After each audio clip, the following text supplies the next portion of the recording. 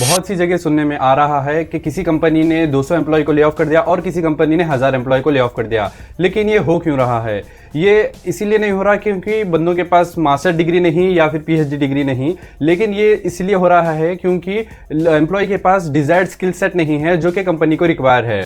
तो आज मैं आपको इस वीडियो में ऐसे टॉप 5 जॉब बताऊंगा जो आने वाले कई सालों में टॉप ऑफ द टेबल होंगे, और जो 5th वाला जॉब रोल है उसमें कंपटीशन बहुत ही कम है। तो चलिए देखते हैं कि फर्स्ट जॉब रोल क्या है। तो फर्स्ट जॉब है डेटा एनालिस्ट और डेटा साइंस। सिंपल वर्ड्स में कहूं तो डेटा एनालिस्ट का काम होता है कंपनी को ग्रोथ की तरफ ले जाना, कंपनी के डेटा को स्टडी करना, कंपनी के डेटा को स्टडी करके ये डिसीजन लेना कि आने वाले वक्त में ये प्रोडक्ट्स हाई होंगे और इनकी एड्स हमें रन करना होगा, और कंपनी के ग्रोथ को बढ़ाना एक डेटा एनालिस्ट और डेटा साइंटिस्ट का काम होता है। तो ये जॉब किसके लिए है? अगर आप डेटा एनालिस्ट या फिर डेटा की चीज़ों में इंटरेस्टेड है, अगर आपकी स्टैटिस्टिक या फिर मैथ्स अच्छी है, और अगर आपको एसक्यूएल और एक्सेल जैसे वर्क बहुत इजी लिखते हैं, तो ये जॉब आपके लिए है। डेटा एनालिस्ट जॉब में एक एम्प्लॉय का वर्क क्या होता है? हमें इस जॉब में इनसाइट्स बनाने होते हैं और डेटा को क्लीन करना होता है, और बिजनेस के डिसीजन में हमें उन्हें हेल्प करना होता है। मैं पर्सनली कहूँ तो मुझे डेटा एनालिस्ट इसीलिए अच्छा लगता है कि इसमें ज़्यादा सैलरी है, और हम अगर स्विच करना चाहते हैं तो डेटा एनालिस्ट से हम डेटा साइंस में स्विच कर सकते हैं, जहाँ पे हम अगर मशीन लर्निंग सीखते हैं तो हमारी सैलरी डबल हो सकती है। ये स्टेबल जॉब है और इसमें सैलरी शिफ्ट अच्छी है, तो इसीलिए डेटा साइंस में आप सबको रिकमेंड करता हूँ इन 2026। अगर मैं इसकी रोड मैप की बात करूं तो हमें पहले एक्सेल, एसक्यूएल और पाइथन आना ज़रूरी है, और इसके साथ साथ हमें पावर बीआई या फिर टैब्लो आना ज़रूरी है, जिससे कि हम बहुत से अच्छे इंटरैक्टिव डैशबोर्ड्स बिल्ड कर सकते हैं। तो ये था इसका रोड मैप, और इसके रोड मैप के साथ अगर आपको लोगों से आउटस्टैंड करना है तो आपको ये ज़रूरी है कि प्रोजेक्ट्स बनाना। आपके पोर्टफोलियो में अगर 2 से 3 डेटा एनालिस्ट के प्रोजेक्ट्स होंगे तो आप सबसे आउटशाइन करोगे और आप हटके दिखोगे। तो ये था डेटा एनालिस्ट या फिर डेटा साइंस का रोड मैप। तो चलिए बढ़ते हैं नेक्स्ट जॉब रोल के लिए। 2025 था एआई का ईयर। लोग समझ रहे थे एआई सिर्फ एक मीम है, लेकिन 2025 में हम सबको पता चल गया कि एआई जॉब रिप्लेस नहीं कर रहा। एआई उन लोगों को रिप्लेस कर रहा है जो अपनी जॉब में एआई को अडॉप्ट नहीं कर रहे हैं। एज अ एआई इंजीनियर हमें एआई से एजेंट बनाना है, एआई से चैटबॉट बनाना है और ऑटोमेशन बनाना है। हम अक्सर इस जॉब में देखते हैं कि एआई इंजीनियर ऑटोमेशन बनाते हैं ताकि एक लॉन्ग टर्म में ऑटोमेशन से बहुत ही ज़्यादा वर्क कर सकें। इस जॉब में फ्रेशर्स एक्सपेक्ट कर सकते हैं 4 से 8 एलपीए की जॉब। अगर आप एडवांस लेवल में पहुंच गए हैं तो आप एक्सपेक्ट कर सकते हैं एक 10 से 25 लाख पर एनम की जॉब। अगर आप इसमें एक्सपर्ट बन गए हैं और आप ग्लोबली स्विच हो रहे हैं तो आप 30 लाख पर एनम से भी ज़्यादा एक्सपेक्ट कर सकते हैं। तो इस जॉब रोल में करना क्या है? इस जॉब में हमें एआई एजेंट्स बनाना होगा, एआई मॉडल्स बनाना होगा और एआई ऑटोमेशन करना होगा, ताकि टास्क को ऑटोमेट करके बहुत बार यूज हो सके।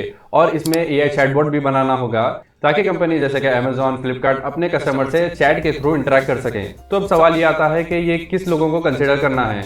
तो ये जॉब रोल उन लोगों के लिए है जो कोडिंग में बहुत अच्छे हैं और उनका इंटरेस्ट टेक में है और प्रॉब्लम सॉल्विंग स्टेटमेंट उन्हें पसंद आते हैं। तो ये जॉब आपके लिए है। और इसमें सैलरी कुछ ऐसे हैं, अगर आप फ्रेशर है तो आप 8 से 18 एलपीए एक्सपेक्ट कर सकते हैं, और अगर आप इसमें एडवांस हो गए हैं तो आप 20 से 50 एलपीए की जॉब एक्सपेक्ट कर सकते हैं, और अगर आप ग्लोबली जाते हैं तो सैलरी इसमें इंसेन है। अगर आप इस जॉब रोल को सीरियसली कंसिडर कर रहे हैं तो आपको पाइथन आना ज़रूरी है, उसके साथ बेसिक्स ऑफ मशीन लर्निंग, और इसके साथ LLMs, gen AI, prompt engineering, model deployment, APIs, और अगर आपके प्रोजेक्ट्स में हैं एआई चैटबॉट या फिर एआई ऑटोमेशन तो आप इसमें एक स्ट्रॉन्ग पोजीशन होल्ड कर सकते हैं। और बिलीव मी, एआई आज के ज़माने में सीखना ऐसा है कि फ्यूचर में एक स्टेबल जॉब होल्ड करना, क्योंकि अगर आप कोई भी जॉब रोल के साथ एआई इंटीग्रेट करते हैं तो आप 10x फास्टर वर्क कर सकते हैं। जितना भी टेक हमारे वर्ल्ड में बढ़ेगा उतने ही साइबर सिक्योरिटी इंजीनियर्स की नीड होगी। 2025 में देखा गया कि बहुत सारे थ्रेड्स और अटैक साइबर सिक्योरिटी में आए हैं, और जिसके लिए साइबर सिक्योरिटी इंजीनियर को बहुत ही वैल्यू दी जा रही है। इस जॉब में बहुत सारे रोल हैं जैसे कि एथिकल हैकिंग, पेनिट्रेशन टेस्टिंग। तो ये रोल थे साइबर सिक्योरिटी के।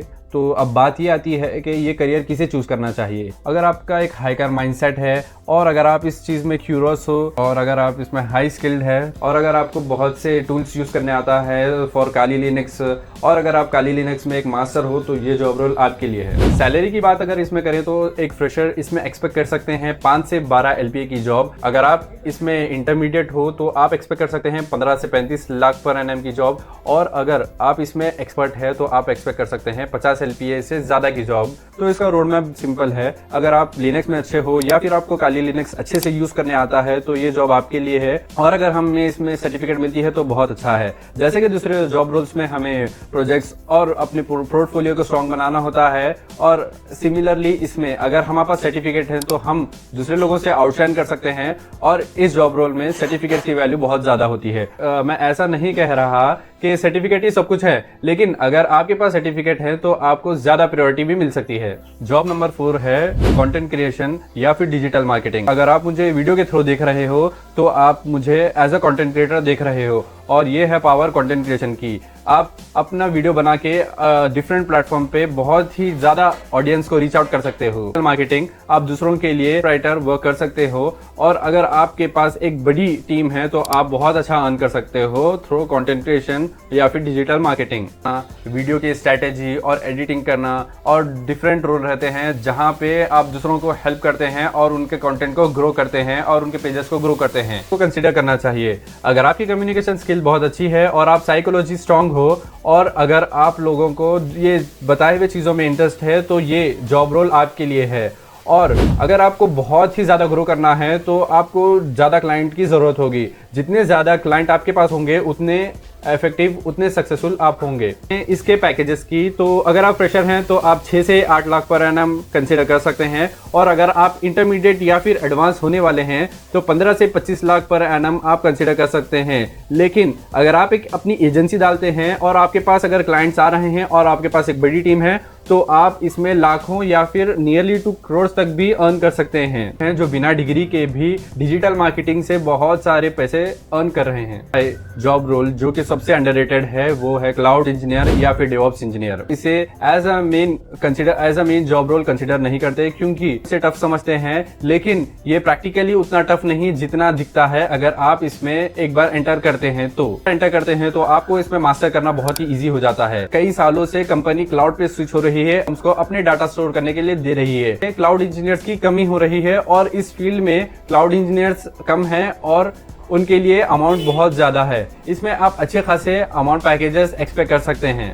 क्लाउड को मैनेज करना और सर्वर्स को डिप्लॉय करना और साथ ही साथ वेबसाइट और जो भी एप्लीकेशंस है उन्हें बहुत ही स्टेबल और बनाना एक क्लाउड इंजीनियर का काम होता है। साथ ही हमें सिस्टम ऑटोमेशन के ऊपर भी ध्यान देना पड़ता है, इसीलिए ML भी इसमें यूज़ होती है। अगर आप नेटवर्किंग में अच्छे हो और अगर आपको टेक में बहुत इंटरेस्ट है, अगर आप एक स्टेबल करियर चूज करना चाहते हो तो ये करियर आपके लिए है। अगर हम इसमें सैलरी की बात करें तो इसमें अच्छे खासे पैकेजेस मिलते हैं। एक फ्रेशर को 6 से 12 LPA की जॉब इजीली मिल सकती है और अगर आप मीडियम लेवल पे हैं तो आपको एक 15 से 35 लाख पर एनएम की जॉब इजीली मिल सकती है।